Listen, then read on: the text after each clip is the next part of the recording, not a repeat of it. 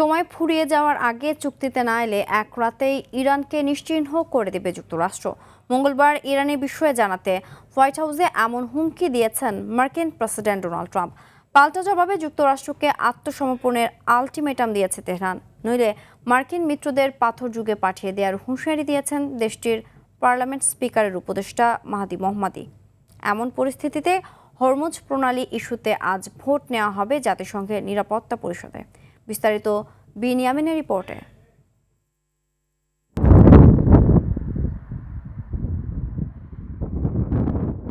Hormuz প্রণালী খুলে দেওয়ার হুমকির মধ্যেই দুই পক্ষের পাল্টাপাল্টি হামলা চলছে। সোমবার যুক্তরাষ্ট্র ও ইসরায়েলের হামলায় ইরানে অন্তত ৩৪ জন নিহত হয়েছে। পাল্টা জবাবে ইরান ক্ষেপণাস্ত্র ও ড্রোন দিয়ে উপসাগরীয় অঞ্চলের গুরুত্বপূর্ণ স্থাপনাগুলো লক্ষ্য করে হামলা চালাচ্ছে। ইরাকের উত্তরাঞ্চলীয় ইরবিল প্রদেশে ইরানের ড্রোন হামলায় এক দম্পতি নিহত হয়েছে। এছাড়া কুয়েতের আলী আল সালেম বিমান ঘাঁটিতে ইরানের ড্রোন হামলায় ১৫ মার্কিন সেনা আহত হয়েছে।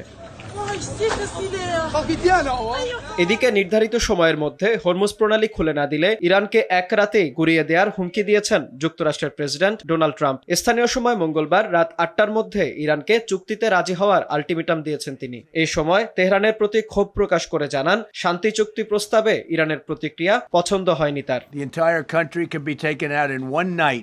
And that night might be tomorrow night. এদিকে যুক্তরাষ্ট্রকে পাল্টা আলটিমেটাম দিয়েছেন ইরানের পার্লামেন্ট স্পিকারের উপদেষ্টা মাহদি মোহাম্মদী। সে অনুযায়ী নির্ধারিত সময়ের মধ্যে যুক্তরাষ্ট্রকেই ইরানের কাছে আত্মসমর্পণ করতে হবে, নইলে মার্কিন মিত্রদের প্রস্তর যুগে পাঠিয়ে দেওয়ার হুঁশিয়ারি দিয়েছেন তিনি। একই সঙ্গে ডোনাল্ড ট্রাম্পের মিথ্যে হুমকি অঞ্চলটিতে যুক্তরাষ্ট্রের ব্যর্থতা ও অপমান ঢাকতে পারবে না বলে জানিয়েছে তেহরান।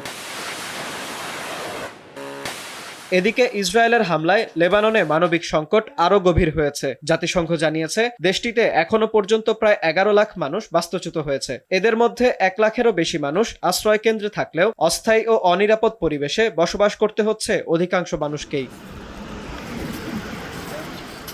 এমন পরিস্থিতিতে হরমুজ প্রণালী ইস্যুতে আজ ভোট নেওয়া হবে জাতিসংঘের নিরাপত্তা পরিষদে। প্রস্তাবিত খসড়ায় ইরানকে বাণিজ্যিক জাহাজে হামলা বন্ধ ও প্রণালীতে অবাধ নৌ চলাচল নিশ্চিত করার আহ্বান জানানো হয়েছে। তবে আগের খসড়ার মতো সরাসরি সামরিক শক্তি ব্যবহারের অনুমোদন এতে রাখা হয়নি। পরিবর্তে প্রতিরক্ষামূলক সমন্বিত উদ্যোগ নেয়ার আহ্বান জানানো হয়েছে সদস্য রাষ্ট্রগুলোকে। বাংলাদেশ সময় রাত ৯টায় শুরু হবে ভোট গ্রহণ।